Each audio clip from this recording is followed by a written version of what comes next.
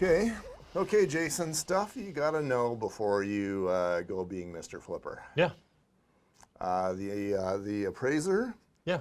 and the title guy. Okay, so this is something I'd recommend because a lot of this happens behind the scenes. And if you're getting a loan, you can pick your title company, but you can't pick the appraiser. But on both of these, I would get friends in the industry. So appraisers are really good. They'll give opinions of values. And if you've got a friend who's an appraiser, you can be like, I'm looking at this property, what's your opinion?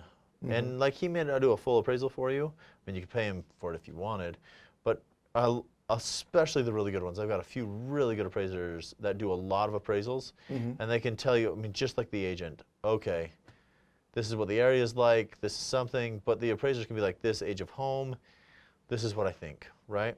And that helps. And then with title as well, they can run a search on it, because I've had homes that are encumbered to death with liens or right-of-ways or things like that. And you don't want, well, I guess just be aware.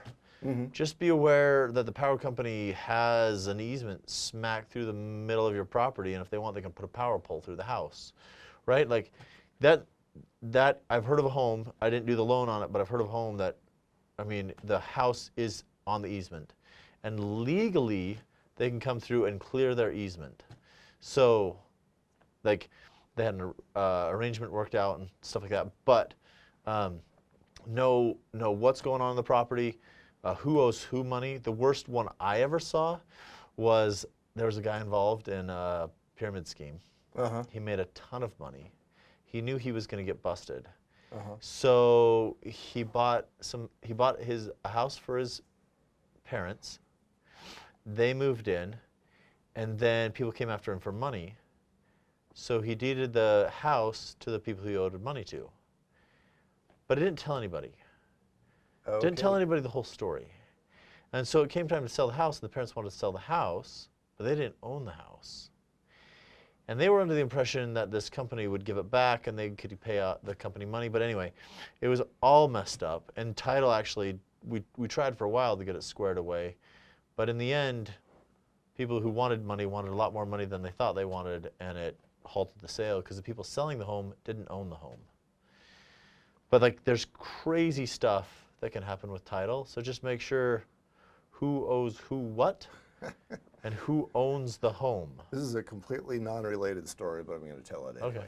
I was doing an inspection in Salt Lake, and you had street, the house that was down the hill a little bit, and I was like, how does the sewer line from this house drain up to the street? And it didn't. It actually drained further down the hill underneath somebody else's house to the sewer line that was on the other side of somebody else's house. And it was broken. It needed repairs. And the neighbor whose house was sitting on top of his sewer line was not interested in being helpful. Oh, wow. A mere suggestion that I have their sewer line cameraed, I don't know how many tens of thousands of dollars that saved. Wow. These are the kinds of things that professionals can get you out of. Right. Yeah. Yeah, so it helps. Know a good appraiser.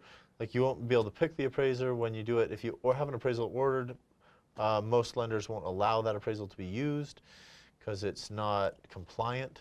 Right. Talk to me about, what does compliant mean? Okay, so happened a few years ago to help prevent mortgage fraud.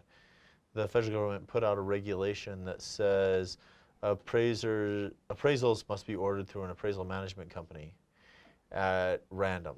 You can't pick who does it. You also can't call and tell the appraiser, hey, I need it to appraise for this much, or say I'm not going to pay you or anything like that. So the property is sent out. A group of appraisers has the option to pick that up. Someone picks it up and they do the appraisal. So the call is made to a company, and that you can still choose the company, but the company has a group of appraisers, and any of them could get it. Right. And that appraiser is assigned by the company, or the appraisers can just say, hey, I'll take that one. I've heard of both. Okay. So the way our company runs is we put it out, and they can accept it. Okay. But there's So- still no communication between the appraiser and this guy, you know, the homeowner. Well, the appraiser will contact the homeowner to schedule it. Say, hey, I need to go through your house. Right. But a lot of times they don't say a lot about themselves. I mean, I have agents call me all the time and say, hey, I need to know who did this appraisal. And I say, didn't he call you? Like, yeah, but I didn't get his info. Yeah. And so they want me to track it down. And I typically don't know who the appraiser is until I get the appraisal report. Right. So- Okay. So, you know, back in the day, there was a lot of pressure on the appraisal, Yeah. on the appraiser, to come up with a number that the homeowners wanted, and the homeowners were paying. Right. Well, yeah, and the difficulty is, so, I mean, I had my favorite appraisers back in the day, and I'd say, hey, I need appraisal done. Here's the purchase contract. And, like, the nice thing was, like, right then I could be like, hey, are we going to be problems with the value? And, like, most of the time they could look at it and be like, you're fine, or like, whatever, or like, this might be tight, you know? And then they go out and appraise it, and then they would let me know what they thought the home was worth. Now, that's all grand and stuff, but it got to the point where, like, and this is where it gets difficult. So if value doesn't come in, loan officer doesn't get any money. If the loan officer's paying the appraiser, then he's kind of stressed out about where's the money going to come from to pay the appraiser. And so it started getting crooked where the lender would be like, I won't have money to pay you. I won't have clients. The clients are going to pay me for the appraisal, so I'm not going to pay you unless I get this value. Well, then you've got a problem of ethics, Right. right? So then the guys who have the least ethics and will provide whatever number you Right. want are the ones that get called the most, and that had to change. Exactly.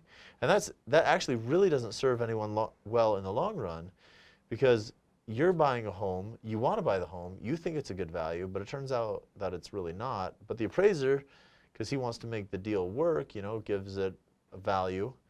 You buy the home, you found out on the sale that your $20,000 profit really isn't there. It's a problem. Yeah. Same kind of thing still happens for home inspectors. You know, if you are perceived to be the home inspector that kills deals, then some realtor loses their monthly paycheck, and as the home inspector, you risk not being called again. Yeah. So that's you know, that's a problem with home inspectors. It was a much bigger problem with appraisers. Yeah. A Okay, lot of what liability there. about title guys? What does a flipper need to know about title? So, one, pick a good title guy. So typically, the way it's supposed to happen, which is it's always interesting because a lot of people are like, well, you're a professional, you should know. Like, well, I'm a professional, I know how to know, but I don't know all the things. So a good title person can do a search, but like, sorry, back to the point. A real estate agent, when they list a home, should have a title report available for you to look at and a good agent who lists a home should make sure that their sellers can sell the home, right? That if the home is in a business, the person signing for it has authority to sign for the business, or a trust, the person died and they have the death certificate, and make sure that that all works. But so you can go and you can read a title report. They take a little bit of experience to understand what matters and what doesn't and why it's there. But if you've got a buddy who does title, you can say, tell me what the property is. Is it good? And he can say, yes. Just like an x-ray technician or something, right? Like, no, that little crack is significant or not, and this is why. So let's say that you're an experienced flipper. Okay? If you really want to press your luck, you can forego the home inspection and you can forego the appraisal. Can you forego the title guy? A title guy in Utah is going to be involved anyway. I guess you could, if you were doing a cash transaction, typically a title officer handles the change of title.